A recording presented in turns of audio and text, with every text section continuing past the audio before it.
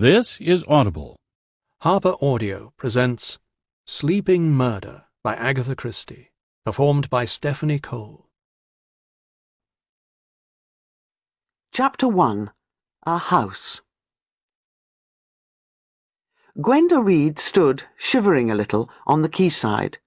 The docks and the custom sheds and all of England that she could see were gently waving up and down. And it was in that moment that she made her decision, the decision that was to lead to such very momentous events. She wouldn't go by boat train to London as she had planned. After all, why should she? No one was waiting for her. Nobody expected her. She had only just got off that heaving, creaking boat. It had been an exceptionally rough 3 days through the bay and up to Plymouth, and the last thing she wanted was to get into a heaving, swaying train.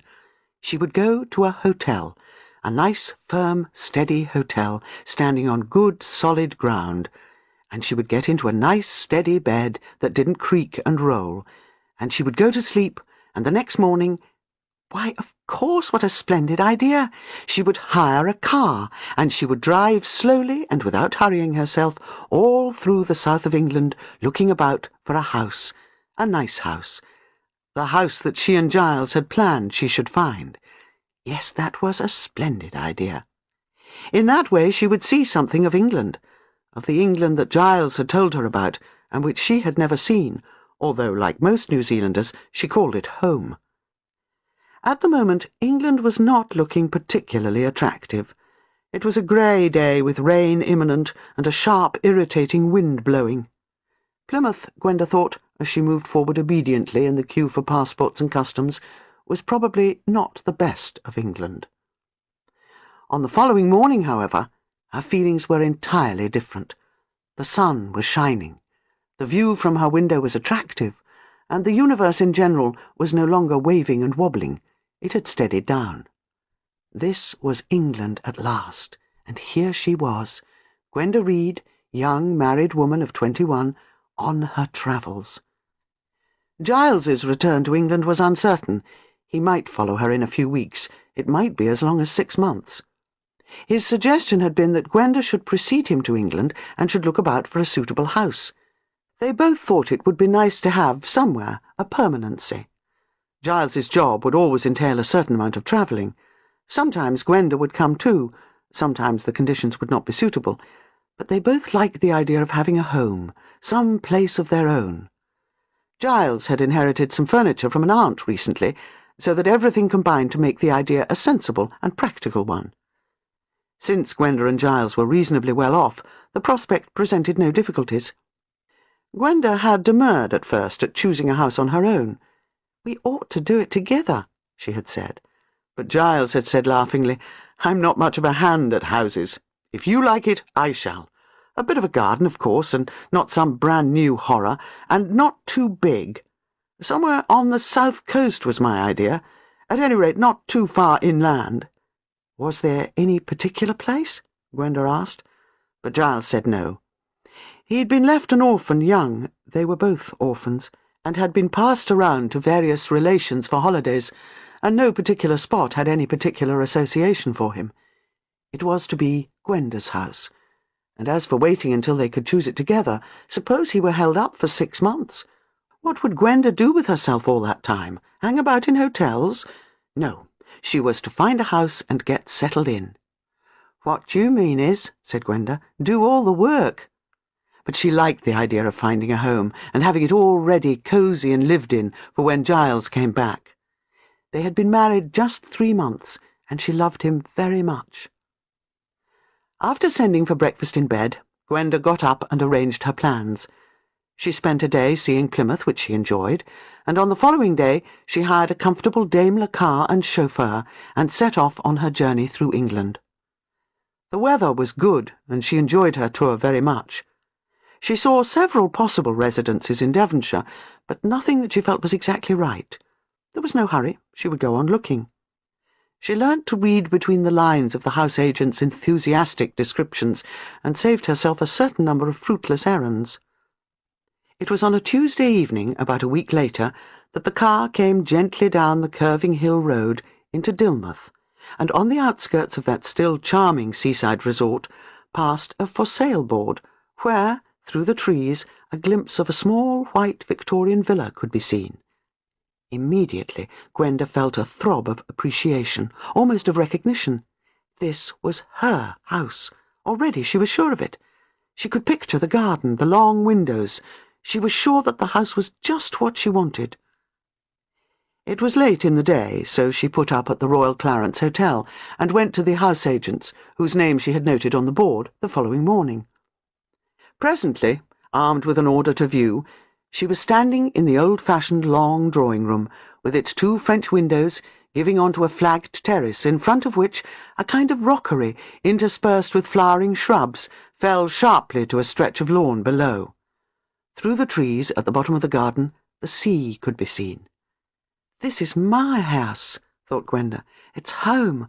I feel already as though I know every bit of it."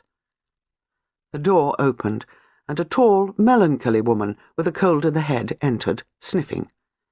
"Mrs. Hengrave? I have an order from Messrs. Galbraith and Penderley. I'm afraid it's rather early in the day." Mrs. Hengrave, blowing her nose, said sadly that it didn't matter at all. The tour of the house began. Yes, it was just right. Not too large, a bit old-fashioned, but she and Giles could put in another bathroom or 2. The kitchen could be modernised. It already had an Aga, fortunately, with a new sink and up-to-date equipment. Through all Gwenda's plans and preoccupations, the voice of Mrs. Hengrave droned thinly on, recounting the details of the late Major Hengrave's last illness. Half of Gwenda attended to making the requisite noises of condolence, sympathy, and understanding. Mrs. Hengrave's people all lived in Kent, anxious she should come and settle near them. The Major had been very fond of Dilmouth, secretary for many years of the golf club, but she herself— Yes, of course, dreadful for you, most natural. Yes, nursing homes are like that. Of course, you must be— And the other half of Gwenda raced along in thought. Linen cupboard here, I expect. Yes. Double room, nice view of the sea. Giles will like that. Quite a useful little room here. Giles might have it as a dressing-room. Bathroom. I expect the bath has a mahogany surround. Oh, yes, it has. How lovely. And standing in the middle of the floor. I shan't change that. It's a period piece. Such an enormous bath. One could have apples on the surround, and sailboats and painted ducks. You could pretend you were in the sea. I know. We'll make that dark back spare room into a couple of really up-to-date green and chromium bathrooms. The pipes ought to be all right over the kitchen, and keep this just as it is. Pleurisy, said Mrs. Hengrave. Turned to double pneumonia on the 3rd day. Oh, terrible, said Gwenda. Isn't there another bedroom at the end of this passage? There was, and it was just the sort of room she had imagined it would be, almost round with a big bow window. She'd have to do it up, of course. It was in quite good condition, but why were people like Mrs. Hengrave so fond of that mustard-cum-biscuit shade of wall paint? They retraced their steps along the corridor. Gwenda murmured conscientiously, 7 bedrooms, counting the little one and the attic. The boards creaked faintly under her feet. Already she felt that it was she and not Mrs. Hengrave who lived here. Mrs. Hengrave was an interloper, a woman who did up rooms in mustard-cum-biscuit colour and liked a frieze of wisteria in her drawing-room. Gwenda glanced down at the typewritten paper in her hand, on which the details of the property and the price asked were given. In the course of a few days, Gwenda had become fairly conversant with house values. The sum asked was not large. Of course, the house needed a certain amount of modernisation, but even then— And she noted the words, open to offer. Oh, Mrs. Hengrave must be very anxious to go to Kent and live near her people. They were starting down the stairs when, quite suddenly, Gwenda felt a wave of irrational terror sweep over her. It was a sickening sensation, and it passed almost as quickly as it came, yet it left behind a new idea. "The house isn't haunted, is it?" demanded Gwenda. Mrs. Hengrave, a step below, and having just got to the moment in her narrative when Major Hengrave was sinking fast, looked up in an affronted manner. "Not that I am aware of, Mrs. Reed. Why, has anybody been saying anything of the kind?" You've never felt or seen anything yourself? Nobody's died here? Rather an unfortunate question, she thought, a split second of a moment too late, because presumably Major Hengrave— "My husband died in St. Monica's nursing home," said Mrs. Hengrave stiffly. "Oh, of course, you told me so." Mrs. Hengrave continued, in the same rather glacial manner, "In a house which was presumably built about 100 years ago, there would normally be deaths during that period. Miss Elworthy, from whom my dear husband acquired this house 7 years ago, was in excellent health, and indeed planning to go abroad and do missionary work, and she did not mention any recent demises in her family." Gwenda hastened to soothe the melancholy Mrs. Hengrave down. They were now once more in the drawing-room. It was a peaceful and charming room, with exactly the kind of atmosphere that Gwenda coveted.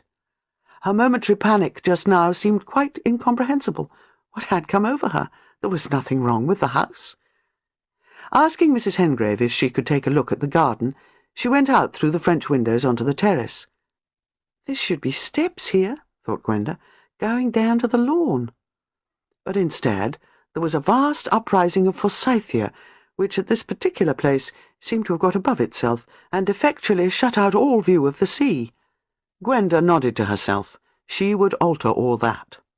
Following Mrs. Hengrave, she went along the terrace and down some steps at the far side onto the lawn. She noted that the rockery was neglected and overgrown, and that most of the flowering shrubs needed pruning. Mrs. Hengrave murmured apologetically that the garden had been rather neglected, only able to afford a man twice a week, and quite often he never turned up. They inspected the small but adequate kitchen garden and returned to the house. Gwenda explained that she had other houses to see, and that though she liked Hillside, what a commonplace name, very much, she could not decide immediately. Mrs. Hengrave parted from her with a somewhat wistful look and a last long, lingering sniff. Gwenda returned to the agents, made a firm offer subject to surveyor's report, and spent the rest of the morning walking around Dilmouth. It was a charming and old-fashioned little seaside town. At the far modern end there were a couple of new-looking hotels and some raw-looking bungalows, but the geographical formation of the coast with the hills behind had saved Dilmouth from undue expansion. After lunch, Gwenda received a telephone call from the agents saying that Mrs. Hengrave accepted her offer.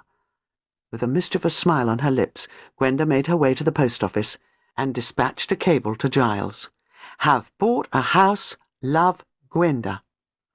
"That'll tickle him up," said Gwenda to herself. "Show him that the grass doesn't grow under my feet." Chapter 2. Wallpaper. A month had passed, and Gwenda had moved into Hillside. Giles's aunt's furniture had come out of store and was arranged round the house. It was good quality, old-fashioned stuff. 1 or 2 over-large wardrobes Gwenda had sold, but the rest fitted in nicely and was in harmony with the house. There were small, gay papier-mâché tables in the drawing-room, inlaid with mother-of-pearl and painted with castles and roses. There was a prim little work-table with a gathered sack underneath of pure silk. There was a rosewood bureau and a mahogany sofa-table.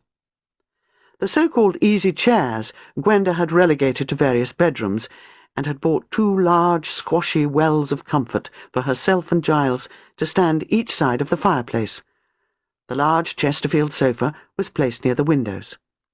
For curtains, Gwenda had chosen old-fashioned chintz of pale eggshell blue with prim urns of roses and yellow birds on them. The room, she now considered, was exactly right. She was hardly settled yet, since she had workmen in the house still.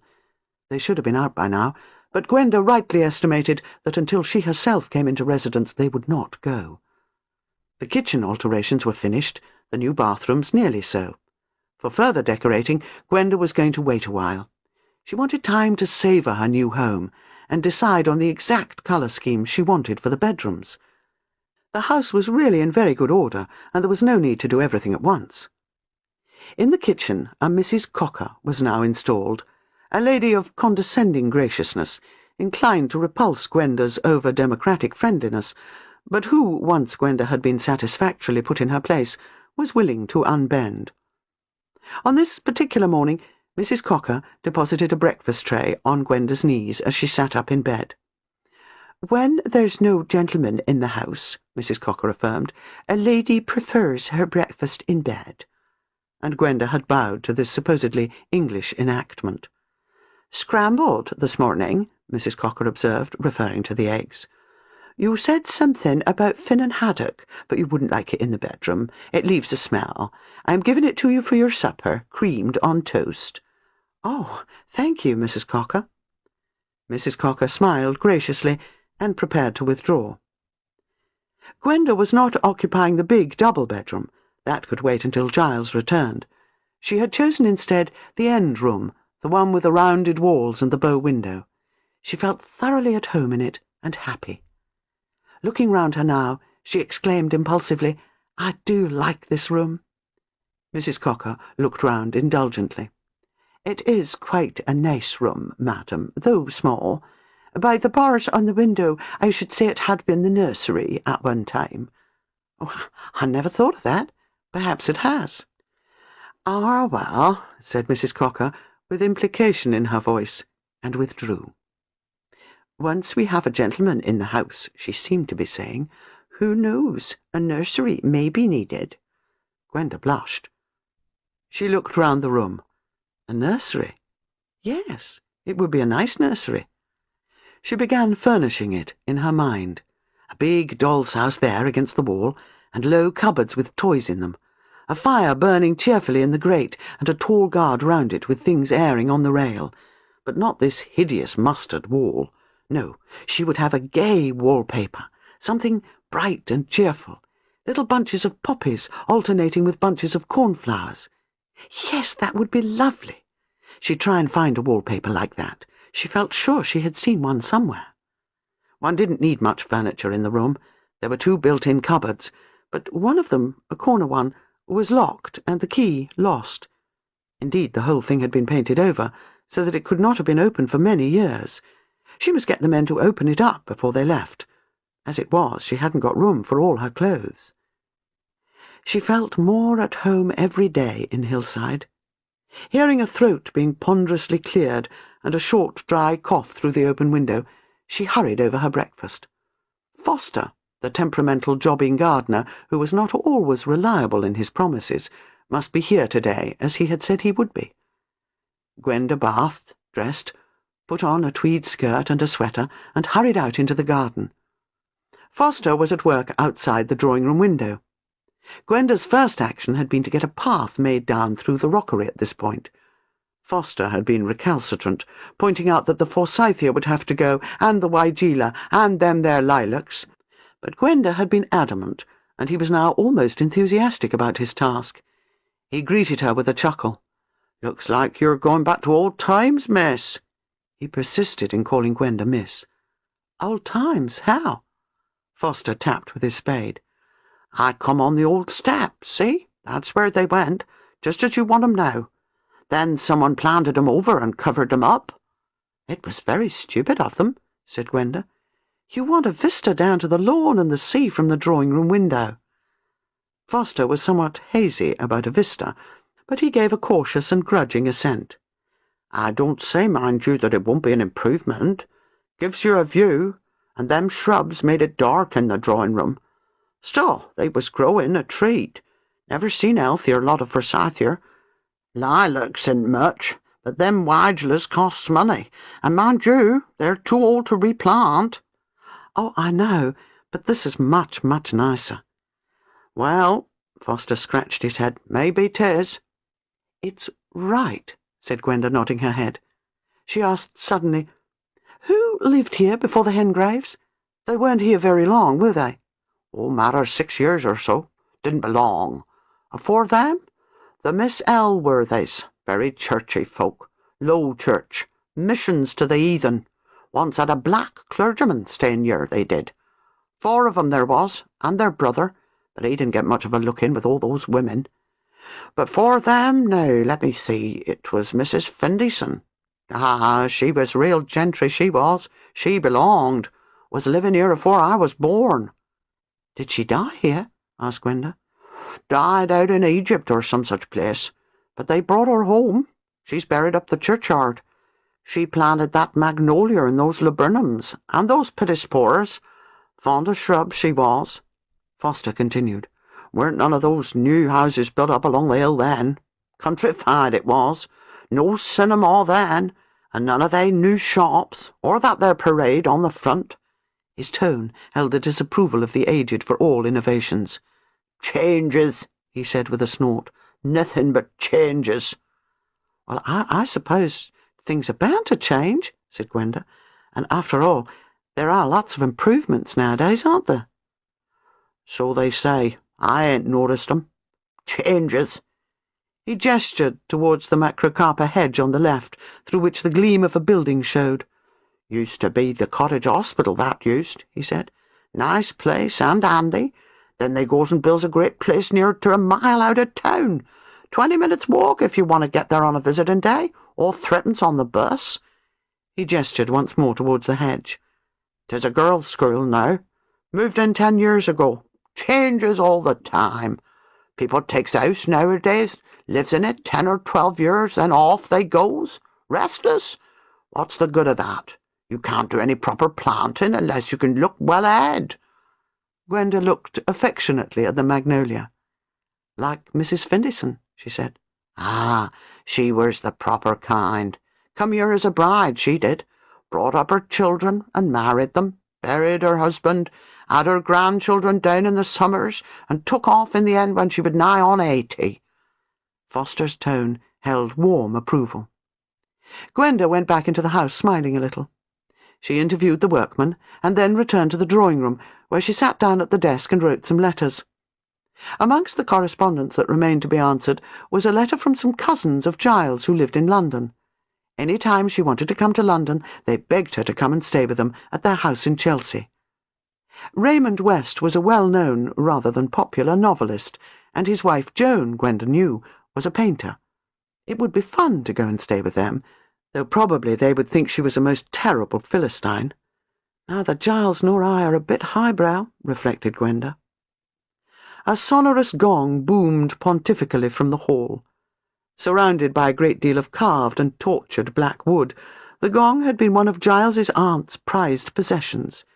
Mrs. Cocker herself appeared to derive distinct pleasure from sounding it, and always gave full measure. Gwenda put her hands to her ears and got up. She walked quickly across the drawing-room to the wall by the far window, and then brought herself up short with an exclamation of annoyance. It was the third time she'd done that. She always seemed to expect to be able to walk through solid wall into the dining-room next door. She went back across the room and out into the front hall, and then round the angle of the drawing-room wall and so along to the dining-room. It was a long way round, and it would be annoying in winter, for the front hall was draughty, and the only central heating was in the drawing-room and dining-room and 2 bedrooms upstairs.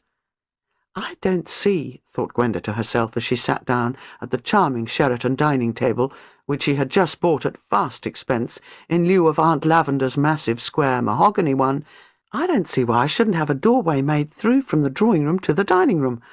I'll talk to Mr. Sims about it when he comes this afternoon." Mr. Sims was the builder and decorator, a persuasive, middle-aged man with a husky voice and a little notebook which he always held at the ready to jot down any expensive idea that might occur to his patrons. Mr. Sims, when consulted, was keenly appreciative. "Simplest thing in the world, Mrs. Reed, and a great improvement, if I may say so." Would it be very expensive? Gwenda was by now a little doubtful of Mr. Sims's assents and enthusiasms. There had been a little unpleasantness over various extras not included in Mr. Sims's original estimate. "A mere trifle," said Mr. Sims, his husky voice indulgent and reassuring. Gwenda looked more doubtful than ever. It was Mr. Sims's trifles that she had learnt to distrust. His straightforward estimates were studiously moderate. "I'll tell you what, Mrs. Reed," said Mr. Sims coaxingly. "I'll get Taylor to have a look when he's finished with the dressing-room this afternoon, and then I can give you an exact idea. Depends what the wall's like." Gwenda assented. She wrote to Joan West, thanking her for her invitation, but saying that she would not be leaving Dilmouth at present, since she wanted to keep an eye on the workmen. Then she went out for a walk along the front, and enjoyed the sea breeze. She came back into the drawing-room, and Taylor, Mr. Simms's leading workman, straightened up from the corner and greeted her with a grin. "Won't be no difficulty about this, Mrs. Reed," he said. "Been a door here before, there has. Somebody as didn't want it has just had it plastered over." Gwenda was agreeably surprised. "How extraordinary," she thought, "that I've always seemed to feel there was a door there." She remembered the confident way she had walked to it at lunchtime, and, remembering it, quite suddenly, she felt a tiny shiver of uneasiness. When you came to think of it, it was really rather odd. Why should she have felt so sure that there was a door there? There was no sign of it on the outside wall. How had she guessed, known, that there was a door just there? Of course, it would be convenient to have a door through to the dining-room, but why had she always gone so unerringly to that one particular spot? Anywhere on the dividing wall would have done equally well, but she had always gone automatically, thinking of other things, to the one place where a door had actually been. "I hope," thought Gwenda uneasily, "that I'm not clairvoyant or anything." There had never been anything in the least psychic about her. She wasn't that kind of person. Or was she? That path, outside from the terrace, down through the shrubbery to the lawn, had she in some way known it was there, when she was so insistent on having it made in that particular place? "Perhaps I am a bit psychic," thought Gwenda uneasily. "Or is it something to do with the house?" Why had she asked Mrs. Hengrave that day if the house was haunted? It wasn't haunted. It was a darling house. There couldn't be anything wrong with the house. Why, Mrs. Hengrave had seemed quite surprised by the idea. Or had there been a trace of reserve, of wariness in her manner? "Oh, good heavens, I'm beginning to imagine things," thought Gwenda. She brought her mind back with an effort to her discussion with Taylor. "There's one other thing," she added. "One of the cupboards in my bedroom upstairs is stuck. I want to get it opened." The man came up with her and examined the door. "Oh, it's been painted over more than once," he said. "I'll get the men to get it open for you tomorrow, if that'll do." Gwenda acquiesced, and Taylor went away. That evening, Gwenda felt jumpy and nervous. Sitting in the drawing-room and trying to read, she was aware of every creak of the furniture. Once or twice she looked over her shoulder and shivered. She told herself repeatedly that there was nothing in the incident of the door and the path. They were just coincidences. In any case, they were the result of plain common sense. Without admitting it to herself, she felt nervous of going up to bed. When she finally got up and turned off the lights and opened the door into the hall, she found herself dreading to go up the stairs. She almost ran up them in her haste, hurried along the passage and opened the door of her room. Once inside, she at once felt her fears calmed and appeased. She looked round the room affectionately. She felt safe in here, safe and happy. Yes, now she was here she was safe. Safe from what, you idiot? She asked herself. She looked at her pyjamas spread out on the bed and her bedroom slippers below them. Really, Gwenda, you might be 6 years old. You ought to have bunny shoes with rabbits on them. She got into bed with a sense of relief and was soon asleep. The next morning she had various matters to see to in the town. When she came back, it was lunchtime. "The men have got the cupboard open in your bedroom, madam," said Mrs. Cocker, as she brought in the delicately fried sole, the mashed potatoes, and the creamed carrots.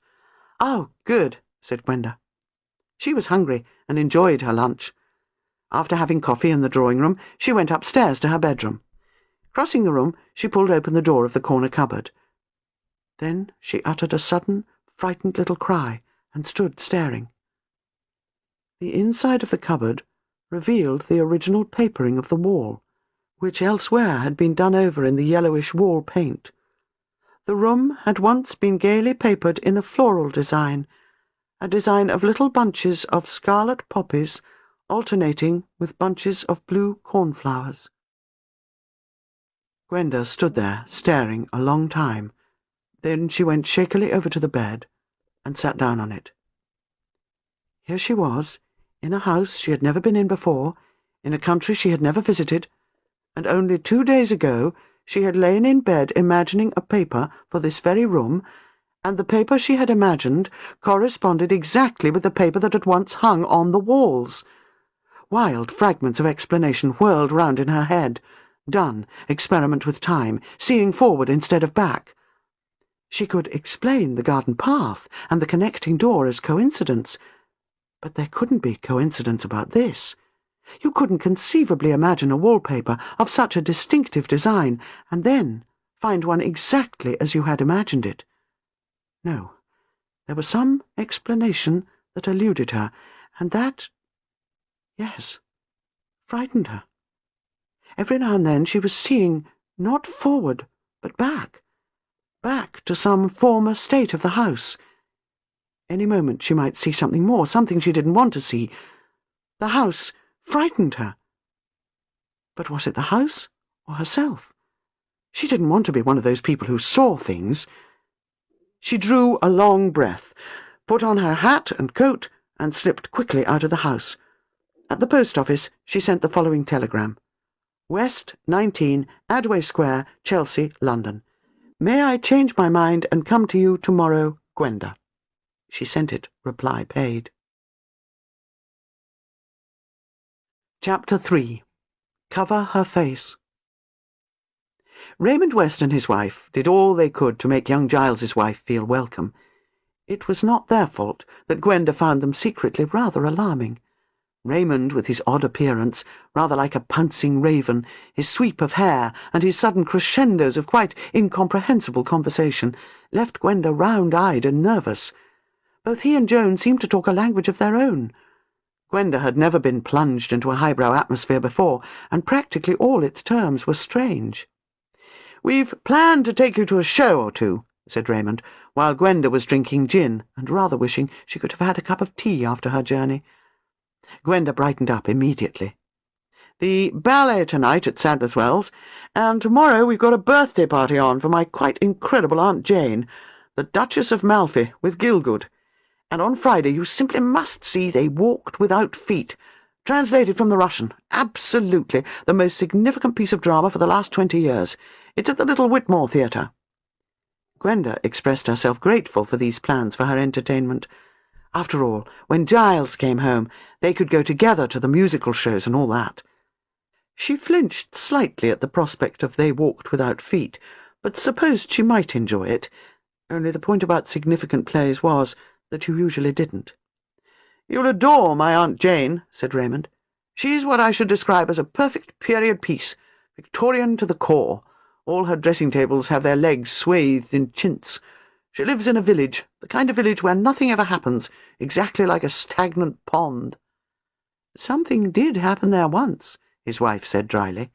"A mere drama of passion, crude, no subtlety to it." "You enjoyed it frightfully at the time," Joan reminded him, with a slight twinkle. "I sometimes enjoy playing village cricket," said Raymond with dignity. "Anyway, Aunt Jane distinguished herself over that murder." "Oh, she's no fool. She adores problems." "Problems?" said Gwenda, her mind flying to arithmetic. Raymond waved a hand. "Any kind of problem. Why the grocer's wife took her umbrella to the church social on a fine evening. Why a gill of pickled shrimps was found where it was. What happened to the vicar's surplus. All grist to my Aunt Jane's mill. So, if you've any problem in your life, put it to her, Gwenda. She'll tell you the answer." He laughed, and Gwenda laughed too, but not very heartily. She was introduced to Aunt Jane, otherwise Miss Marple, on the following day. Miss Marple was an attractive old lady, tall and thin, with pink cheeks and blue eyes, and a gentle, rather fussy manner. Her blue eyes often had a little twinkle in them. After an early dinner, at which they drank Aunt Jane's health, they all went off to His Majesty's Theatre. 2 extra men, an elderly artist and a young barrister, were in the party. The elderly artist devoted himself to Gwenda, and the young barrister divided his attentions between Joan and Miss Marple, whose remarks he seemed to enjoy very much. At the theatre, however, this arrangement was reversed. Gwenda sat in the middle of the row between Raymond and the barrister. The lights went down, and the play began. It was superbly acted, and Gwenda enjoyed it very much. She had not seen very many first-rate theatrical productions. The play drew to a close, came to that supreme moment of horror, The actor's voice came over the footlights, filled with the tragedy of a warped and perverted mentality. "Cover her face. Mine eyes dazzle. She died young." Gwenda screamed. She sprang up from her seat, pushed blindly past the others out into the aisle, through the exit and up the stairs and so to the street. She did not stop even then, but half walked, half ran in a blind panic up the Haymarket. It was not until she reached Piccadilly that she noticed a free taxi cruising along, hailed it, and getting in, gave the address of the Chelsea house. With fumbling fingers she got out money, paid the taxi, and went up the steps. The servant who let her in glanced at her in surprise. "You've come back early, miss.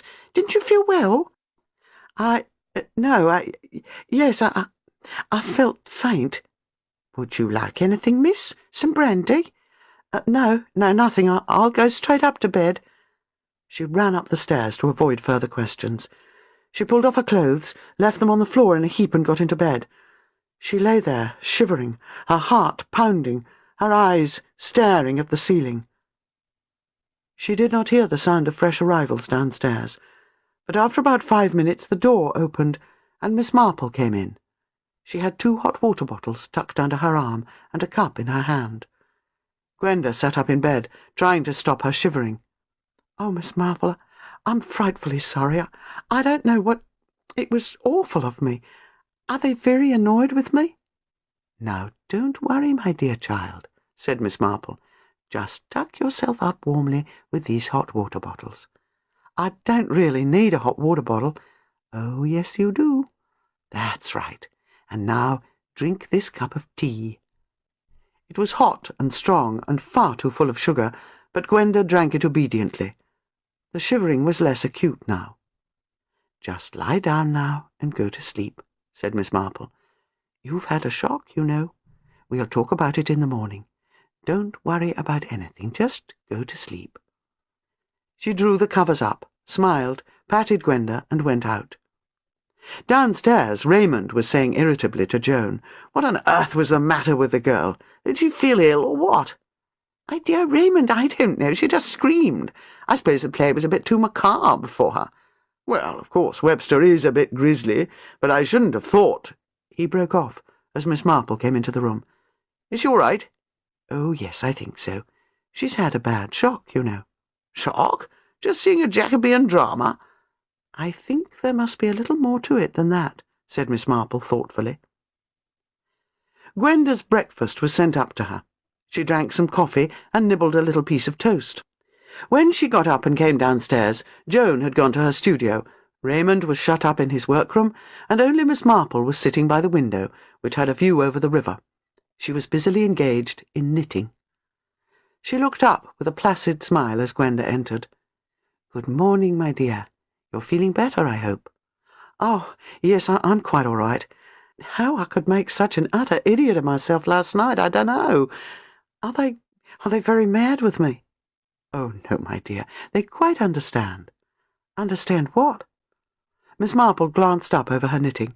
"That you had a bad shock last night," she added gently. "Hadn't you better tell me all about it?" Gwenda walked restlessly up and down. I think I'd better go and see a psychiatrist or someone." "There are excellent mental specialists in London, of course, but are you sure it is necessary?" "Well, I think I'm going mad. I must be going mad." An elderly parlour-maid entered the room with a telegram on a salver, which she handed to Gwenda. "The boy wants to know if there's an answer, ma'am." Gwenda tore it open. It had been re-telegraphed on from Dilmouth. She stared at it for a moment or two, uncomprehendingly, then screwed it into a ball. "There's no answer," she said mechanically. The maid left the room. "Not bad news, I hope, dear." "It's Giles, my husband. He's flying home. He'll be here in a week." Her voice was bewildered and miserable. Miss Marple gave a gentle little cough. "Well, surely that is very nice, isn't it?" "Is it? When I'm not sure if I'm mad or not. If I'm mad, I ought never to have married Giles. And the house and everything, I can't go back there. Oh, I don't know what to do." Miss Marple patted the sofa invitingly. "Now, suppose you sit down here, dear, and just tell me all about it." It was with a sense of relief that Gwenda accepted the invitation. She poured out the whole story, starting with her first view of Hillside and going on to the incidents that had first puzzled her and then worried her. "And so I got rather frightened," she ended, "and I thought I'd come up to London, get away from it all. Only, you see, I couldn't get away from it. It followed me. Last night—" She shut her eyes and gulped reminiscently. "Last night?" prompted Miss Marple. "I dare say you won't believe this," said Gwenda, speaking rather fast. "You'll think I'm hysterical or queer or something. It happened quite suddenly, right at the end. I'd enjoyed the play. I'd never thought once of the house, and then it came out of the blue. When he said those words," she repeated in a low, quivering voice, "'Cover her face, mine eyes dazzle. She died young.' I was back there, on the stairs, looking down on the hall through the banisters, and I saw her lying there, sprawled out, dead, her hair all golden and her face all blue. She was dead, strangled, and someone was saying those words in that same horrible gloating way, and I saw his hands, grey, wrinkled, not hands, monkey's paws. It was horrible, I tell you. She was dead." Miss Marple asked gently, "Who was dead?" The answer came back quick and mechanical. "Helen." Chapter 4. Helen? For a moment Gwenda stared at Miss Marple. Then she pushed back the hair from her forehead. "Why did I say that?" she said. "Why did I say Helen?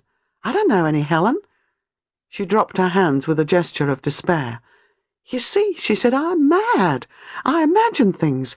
I go about seeing things that aren't there. First it was only wallpapers, but now it's dead bodies, so I'm getting worse. Now don't rush to conclusions, my dear. Or else it's the house. The house is haunted or bewitched or something. I see things that have happened there, or else I see things that are going to happen there, and that would be worse. Perhaps a woman called Helen is going to be murdered there. Only I don't see if it's the house that's haunted, why I should see these awful things when I'm away from it. So I think really that it must be me that's going queer, and I'd better go and see a psychiatrist at once, this morning." "Well, of course, Gwenda dear, you can always do that when you've exhausted every other line of approach. But I always think myself that it's better to examine the simplest and most commonplace explanations first. Let me get the facts quite clear. There were 3 definite incidents that upset you.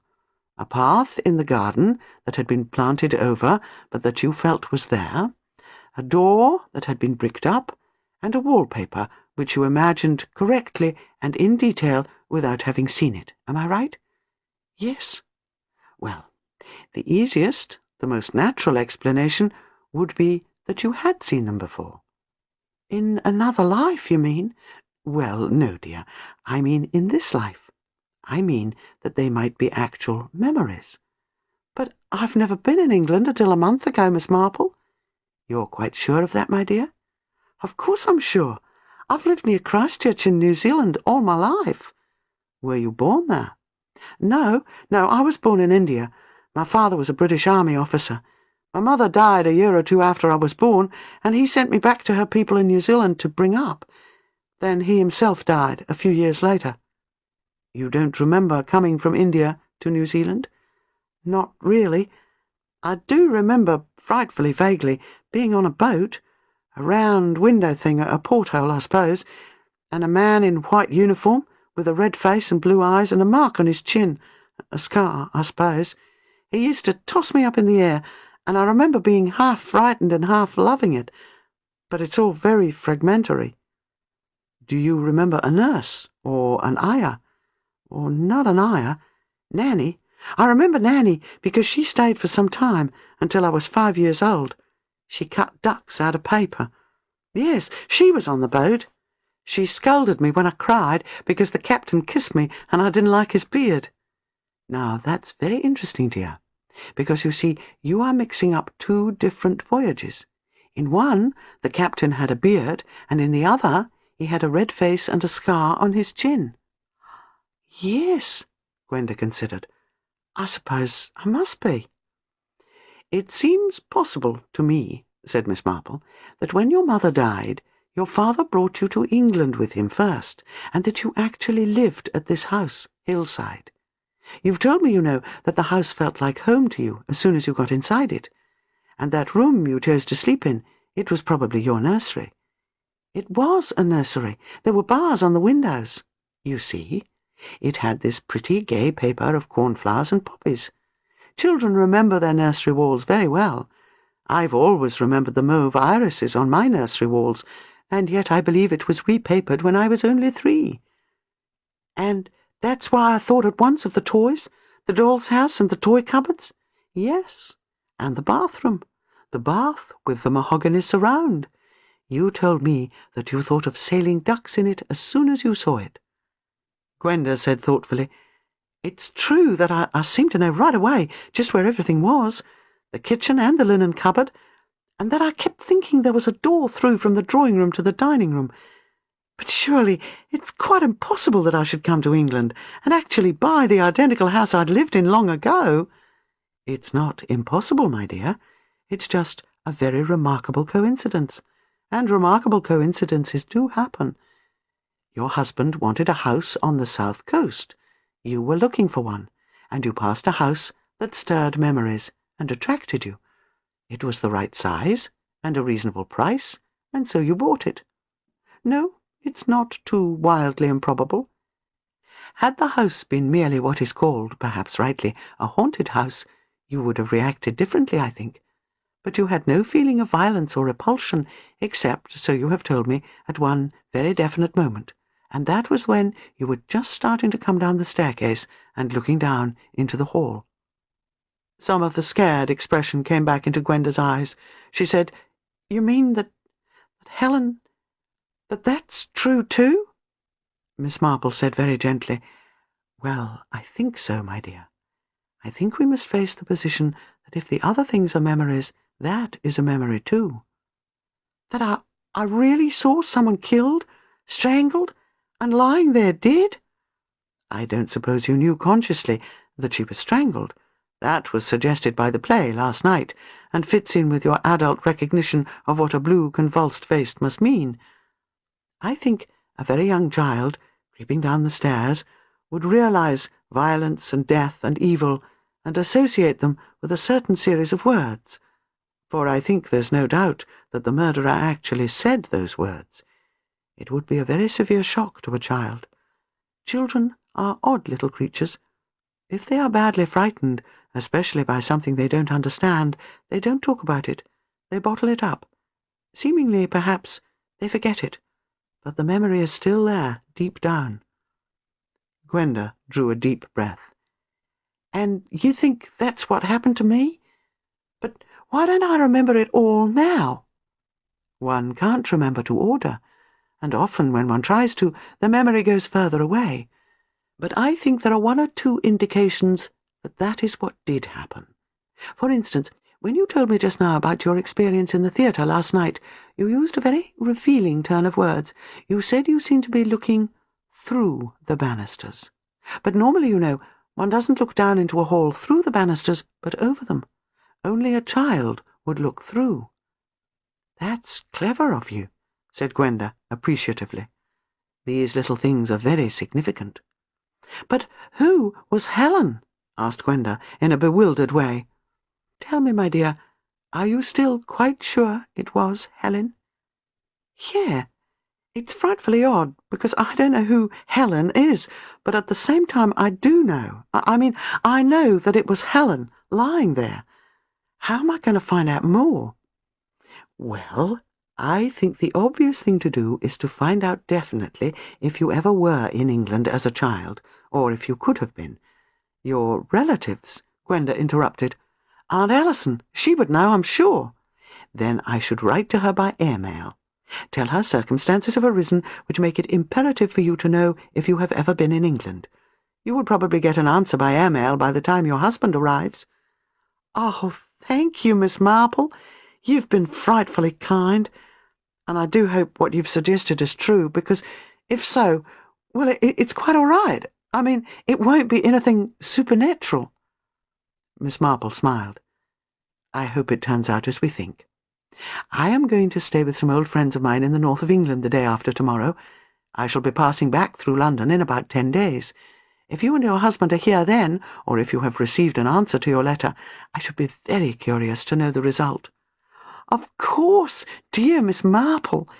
Anyway, I want you to meet Giles. He's a perfect pet, and we'll have a good powwow about the whole thing." Gwenda's spirits were fully restored by now. Miss Marple, however, looked thoughtful. Chapter 5. Murder in Retrospect. It was some 10 days later that Miss Marple entered a small hotel in Mayfair and was given an enthusiastic reception by young Mr. and Mrs. Reed.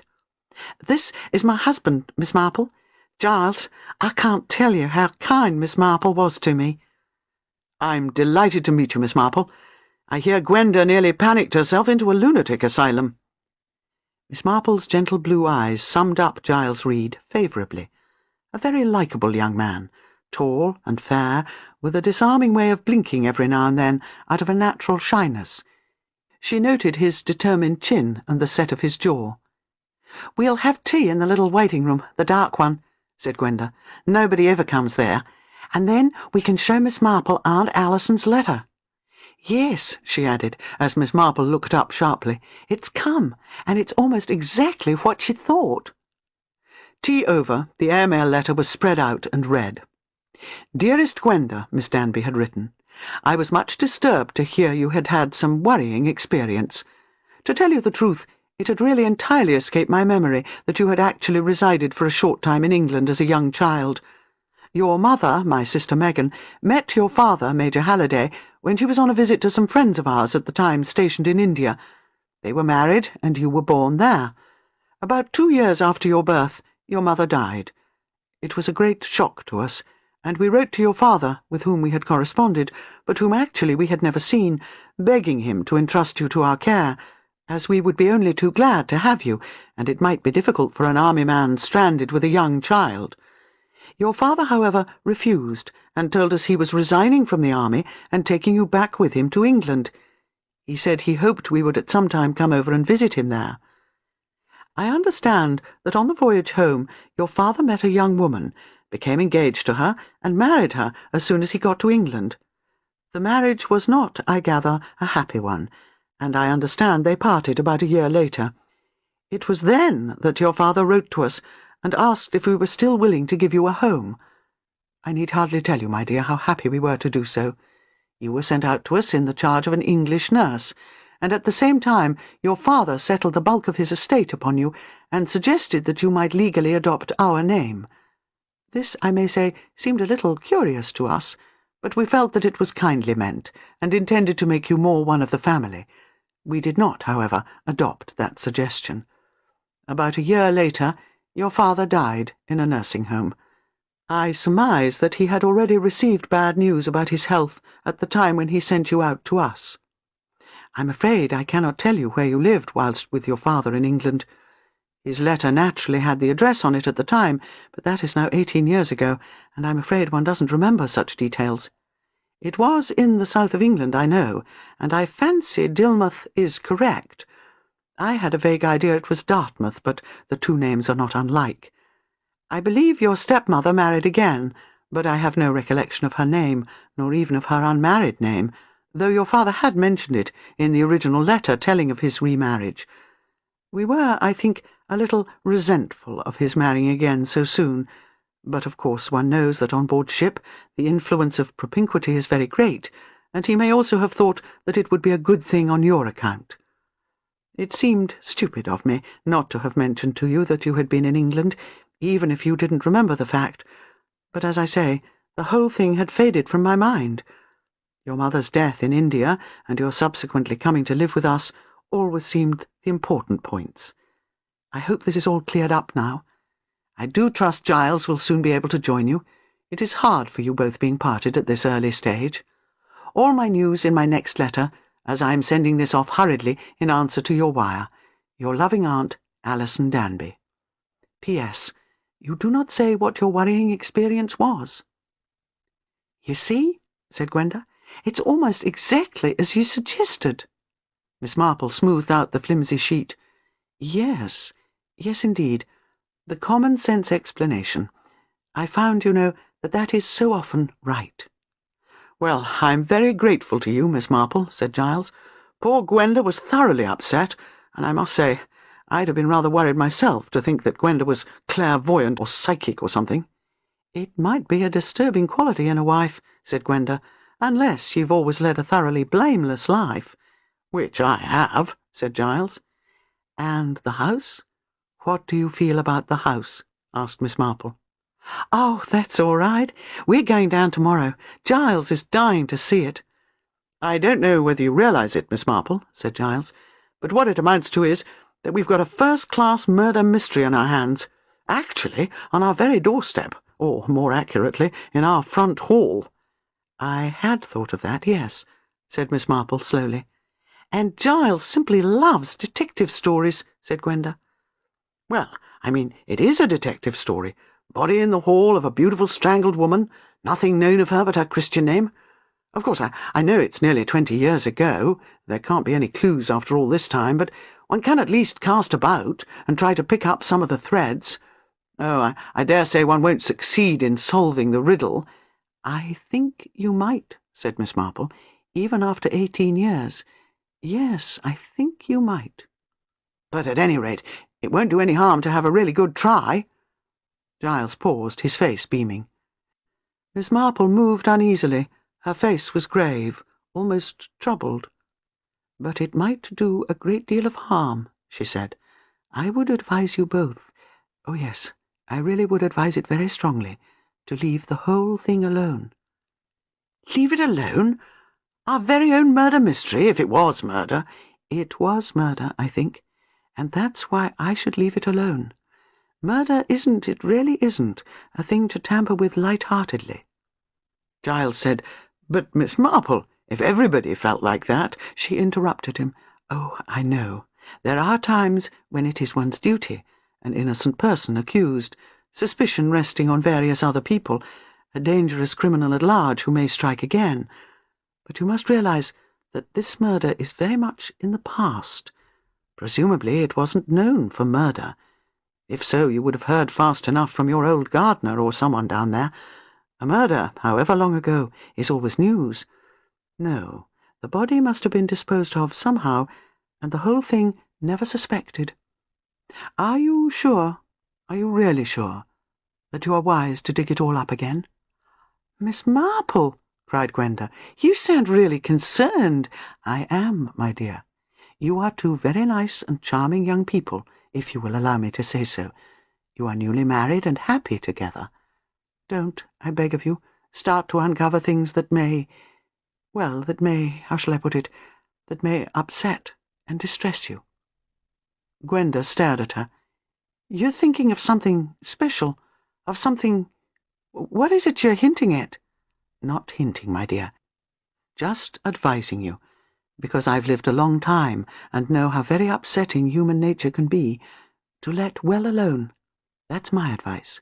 Let well alone. But it isn't letting well alone. Giles' voice held a different note, a sterner note. Hillside is our house, Gwenda's and mine, and someone was murdered in that house, or so we believe. I'm not going to stand for murder in my house and do nothing about it, even if it is 18 years ago. Miss Marple sighed. I'm sorry, she said. I imagine that most young men of spirit would feel like that. I even sympathize and almost admire you for it. But I wish, oh, I do wish that you wouldn't do it. On the following day, news went round the village of St. Mary Mead that Miss Marple was at home again. She was seen in the High Street at 11 o'clock. She called at the vicarage at 10 minutes to 12. That afternoon 3 of the gossipy ladies of the village called upon her and obtained her impressions of the gay metropolis, and this tribute to politeness over, themselves plunged into details of an approaching battle over the fancy-work stall at the fete and the position of the tea-tent. Later that evening, Miss Marple could be seen as usual in her garden. But for once her activities were more concentrated on the depredations of weeds than on the activities of her neighbours. She was distrait at her frugal evening meal, and hardly appeared to listen to her little maid Evelyn's spirited account of the goings-on of the local chemist. The next day she was still distrait, and one or two people, including the vicar's wife, remarked upon it. That evening Miss Marple said that she did not feel very well and took to her bed. The following morning,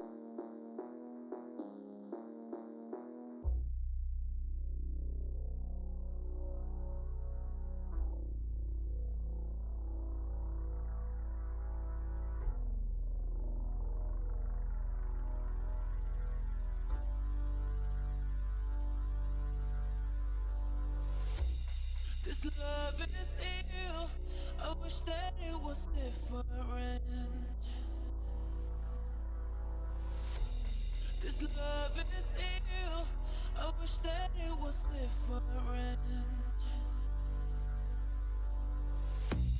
Don't know what it is that made us so indifferent. Don't know what it is that made us so indifferent. We're drifting in the dark. Can we do better? Wish I could rewind back to the start. Can we do better than this? Better. You got me high, then drop me low. You got that something I can seem to let go.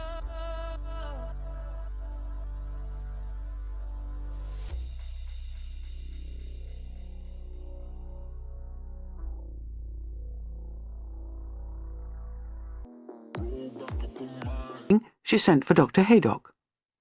Dr. Haydock had been Miss Marple's physician, friend, and ally for many years. He listened to her account of her symptoms, gave her an examination, then sat back in his chair and waggled his stethoscope at her. "For a woman of your age," he said, "and in spite of that misleading, frail appearance, you're in remarkably good fettle."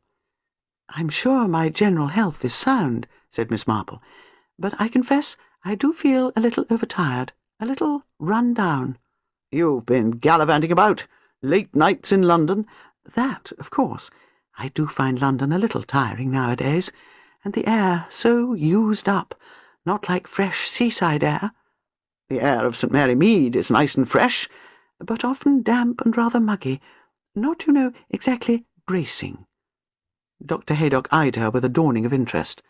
"I'll send you round a tonic," he said obligingly. "Thank you, Doctor. Eastern syrup is always very helpful." "There's no need for you to do my prescribing for me, woman." "I wondered if, perhaps, a change of air—" Miss Marple looked questioningly at him with guileless blue eyes. "You've just been away for 3 weeks." "I know, but to London, which, as you say, is enervating, and then up north, a manufacturing district, not like bracing sea air." Dr. Haydock packed up his bag. Then he turned round, grinning. "Let's hear why you sent for me," he said. "Just tell me what it's to be, and I'll repeat it after you. You want my professional opinion that what you need is sea air." "I knew you'd understand," said Miss Marple gratefully. "Excellent thing, sea air. You'd better go to Eastbourne right away, or your health may suffer seriously." "Eastbourne, I think, is rather cold. The Downs, you know." "Bournemouth, then, or the Isle of Wight?" Miss Marple twinkled at him. "I always think a small place is much pleasanter." Dr. Haydock sat down again. "My curiosity is roused. What small seaside town are you suggesting?" "Well, I had thought of Dilmouth." Pretty little place, rather dull. Why Dilmouth?" For a moment or two Miss Marple was silent. The worried look had returned to her eyes.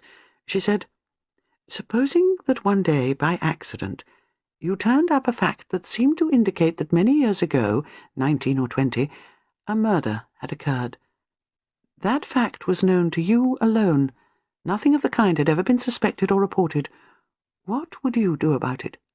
Murder in retrospect, in fact. Just exactly that. Haydock reflected for a moment. There had been no miscarriage of justice. Nobody had suffered as a result of this crime. As far as one can see, no. Murder in retrospect. Sleeping murder. Well, I'll tell you.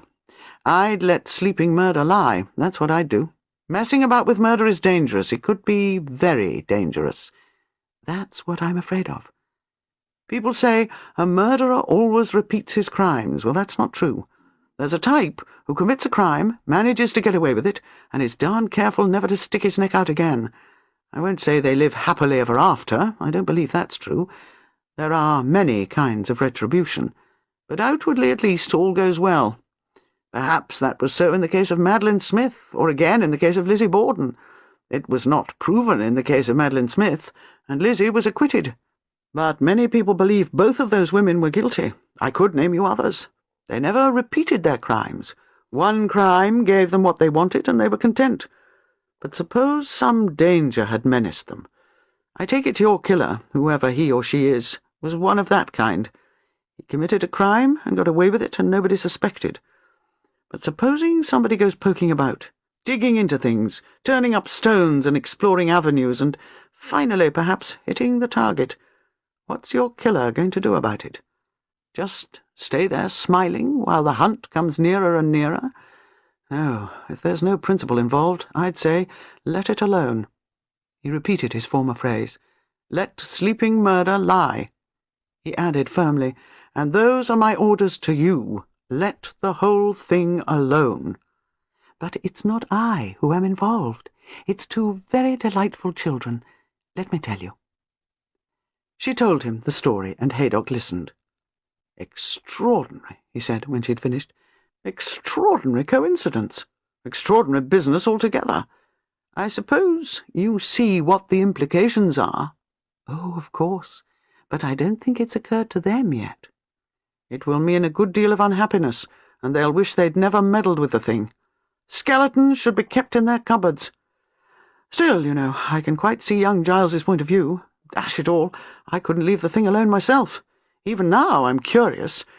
He broke off and directed a stern glance at Miss Marple. So that's what you're doing with your excuses to get to Dilmouth, mixing yourself up in something that's no concern of yours. Not at all, Dr. Haydock. But I'm worried about those two. They're very young and inexperienced, and much too trusting and credulous. I feel I ought to be there to look after them. So that's why you're going, to look after them. Can't you ever leave murder alone, woman, even murder in retrospect? Miss Marple gave a small, prim smile. But you do think, don't you, that a few weeks at Dilmouth would be beneficial to my health? More likely be the end of you, said Dr. Haydock. But she won't listen to me. On her way to call upon her friends, Colonel and Mrs. Bantry, Miss Marple met Colonel Bantry coming along the drive, his gun in his hand and his spaniel at his heels. He welcomed her cordially. Glad to see you back again. How's London? Miss Marple said that London was very well. Her nephew had taken her to several plays. Highbrow ones, I bet. Only care for a musical comedy myself. Miss Marple said that she had been to a Russian play that was very interesting, though perhaps a little too long. Russians, said Colonel Bantry explosively. He had once been given a novel by Dostoevsky to read in a nursing home. He added that Miss Marple would find Dolly in the garden. Mrs. Bantry was almost always to be found in the garden. Gardening was her passion.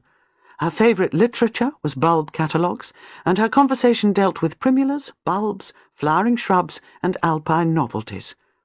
Miss Marple's first view of her was a substantial posterior clad in faded tweed. At the sound of approaching steps, Mrs. Bantry reassumed an erect position with a few creaks and winces. Her hobby had made her rheumaticky, wiped her hot brow with an earth-stained hand, and welcomed her friend. "Heard you were back, Jane," she said. "Aren't my new delphiniums doing well? Have you seen these new little gentians? I've had a bit of trouble with them, but I think they're all set now. What we need is rain. It's been terribly dry." She added, "Esther told me you were ill, in bed." Esther was Mrs. Bantry's cook and liaison officer with the village. "I'm glad to see it's not true." "Just a little overtired," said Miss Marple. "Dr. Haydock thinks I need some sea air. I'm rather run down." "Oh, but you couldn't go away now," said Mrs. Bantry. "This is absolutely the best time of the year in the garden. Your border must be just coming into flower." "Dr. Haydock thinks it would be advisable." "Well, Haydock's not such a fool as some doctors," admitted Mrs. Bantry grudgingly. "I was wondering, Dolly, about that cook of yours." "Which cook? Do you want a cook? You don't mean that woman who drank, do you?" No. I mean the one who made such delicious pastry, with a husband who was the butler." "Oh, you mean the mock turtle," said Mrs. Bantry with immediate recognition. "Woman with a deep, mournful voice who always sounded as though she was going to burst into tears. She was a good cook. Husband was a fat, rather lazy man. Arthur always said he watered the whiskey. I don't know. Pity there's always one of the couple that's unsatisfactory. They got left a legacy by some former employer, and they went off and opened a boarding-house on the south coast." "That's just what I thought. Wasn't it at Dilmouth?" "That's right. 14, Sea Parade, Dilmouth." "I was thinking that as Dr. Haydock had suggested the seaside, I might go to, was their name Saunders?" "Yes, that's an excellent idea, Jane. You couldn't do better. Mrs. Saunders will look after you well, and as it's out of season, they'll be glad to get you and won't charge very much. With good cooking and sea air, you'll soon pick up." "Thank you, Dolly," said Miss Marple. "I expect I shall." Chapter 6. Exercise in Detection. "Where do you think the body was? About here?" asked Giles. He and Gwenda were standing in the front hall of Hillside. They had arrived back the night before, and Giles was now in full cry. He was as pleased as a small boy with his new toy. Just about," said Gwenda. She retreated up the stairs and peered down critically. "Yes, I think that's about it." "Crouch down," said Giles. "You're only about 3 years old, you know." Gwenda crouched obligingly. "You couldn't actually see the man who said the words?" I can't remember seeing him. He must have been just a bit further back. Yes, there. I could only see his paws." "Paws?" Giles frowned. "They were paws, grey paws, not human." "But look here, Gwenda, this isn't a kind of murder-in-the-room morgue. A man doesn't have paws." "Well, he had paws." Giles looked doubtfully at her. "You must have imagined that bit afterwards." Gwenda said slowly, "Don't you think I may have imagined the whole thing? You know, Giles, I've been thinking. It seems to me far more probable that the whole thing was a dream. It might have been. It was the sort of dream a child might have and be terribly frightened and go on remembering about. Don't you think really that's the proper explanation? Because nobody in Dilmouth seems to have the faintest idea that there was ever a murder or a sudden death or a disappearance or anything odd about this house." Giles looked like a different kind of little boy, a little boy who has had his nice new toy taken away from him. "Oh, I suppose it might have been a nightmare," he admitted grudgingly. Then his face cleared suddenly. "No," he said, "I don't believe it. You could have dreamt about monkey's paws and someone dead, but I'm damned if you could have dreamt that quotation from the Duchess of Malfi." "I could have heard someone say it and then dreamt about it afterwards." "I don't think any child could do that. Not unless you heard it in conditions of great stress. And if that was the case, we're back again where we were. Hold on, I've got it. It was the paws you dreamt. You saw the body and heard the words, and you were scared stiff, and then you had a nightmare about it, and there were waving monkey's paws too. Probably you were frightened of monkeys." Gwenda looked slightly dubious. She said slowly, "I suppose that might be it.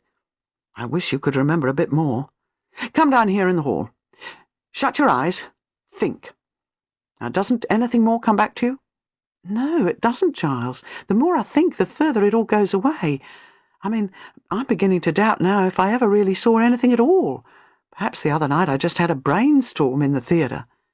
"No, there was something. Miss Marple thinks so too. What about Helen? Surely you must remember something about Helen." "I don't remember anything at all. It's just a name." It mightn't even be the right name. Oh, yes, it was.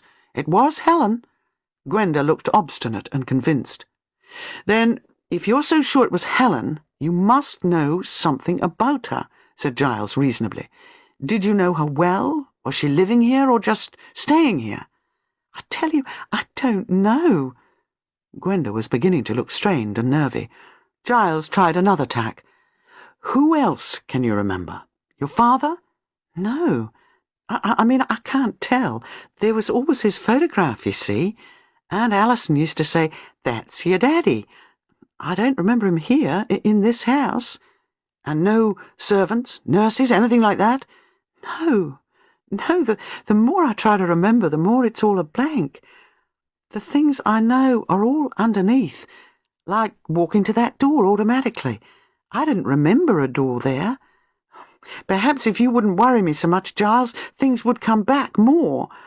Anyway, trying to find out about it all is hopeless. It's so long ago. Of course it's not hopeless. Even old Miss Marple admitted that. She didn't help us with any ideas of how to set about it, said Gwenda. And yet I feel, from the glint in her eye, that she had a few. I wonder how she would have gone about it. I don't suppose she would be likely to think of ways that we wouldn't, said Giles positively. We must stop speculating, Gwenda, and set about things in a systematic way. We've made a beginning. I've looked through the parish registers of deaths. There's no Helen of the right age amongst them. In fact, there doesn't seem to be a Helen at all in the period I covered. Ellen Pugg, 94, was the nearest. Now, we must think of the next profitable approach. If your father, and presumably your stepmother, lived in this house, they must either have bought it or rented it. Well, according to Foster, the gardener, some people called Elworthy had it before the Hengraves, and before them Mrs. Findlayson. Nobody else. Your father might have bought it and lived in it for a very short time, and then sold it again. But I think that it's much more likely that he rented it, probably rented it furnished. If so, our best bet is to go round the house agents. Going round the house agents was not a prolonged labour. There were only 2 house agents in Dilmouth. Messrs. Wilkinsons were a comparatively new arrival. They had only opened their premises 11 years ago. They dealt mostly with the small bungalows and new houses at the far end of the town. The other agents, Messrs. Galbraith and Penderley, were the ones from whom Gwenda had bought the house. Calling upon them, Giles plunged into his story.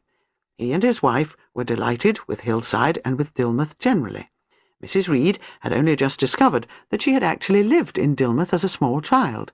She had some very faint memories of the place, and had an idea that Hillside was actually the house in which she had lived, but could not be quite certain about it. Had they any record of the house being let to a Major Halliday? It would be about 18 or 19 years ago. Mr. Penderley stretched out apologetic hands. "I'm afraid it's not possible to tell you, Mr. Reed. Our records do not go back that far. Not, that is, of furnished or short-period lets. Very sorry I can't help you, Mr. Reed. As a matter of fact, if our old head clerk, Mr. Narracott, had still been alive, he died last winter, he might have been able to assist you. A most remarkable memory. Really, quite remarkable. He had been with the firm for nearly 30 years. There's no one else who could possibly remember? Our staff is all on the comparatively young side. Of course, there is old Mr. Galbraith himself. He retired some years ago." "Perhaps I could ask him," said Gwenda. "Well, I hardly know about that." Mr. Penderley was dubious. "He had a stroke last year. His faculties are sadly impaired. He's over 80, you know." "Does he live in Dilmouth?" "Oh, yes, at Calcutta Lodge. Very nice little property on the Seaton Road. But I really don't think—" "It's rather a forlorn hope," said Giles to Gwenda, "but you never know. I don't think we'll write. We'll go there together and exert our personality." Calcutta Lodge was surrounded by a neat, trim garden, and the sitting-room into which they were shown was also neat, if slightly overcrowded. It smelt of beeswax and ronnoc. Its brasses shone, its windows were heavily festooned.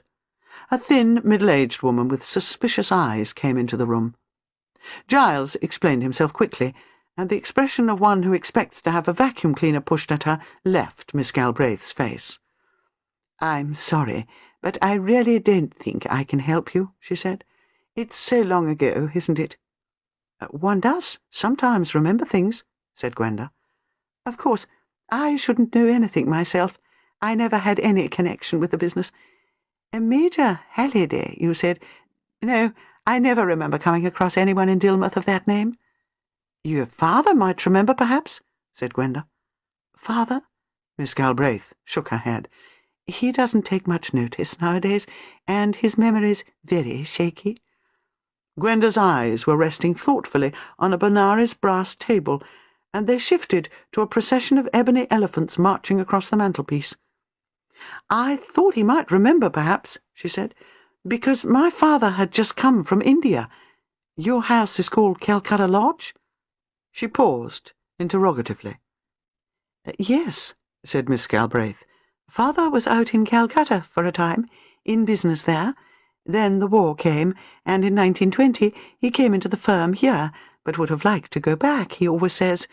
But my mother didn't fancy foreign parts, and of course you can't say the climate's really healthy.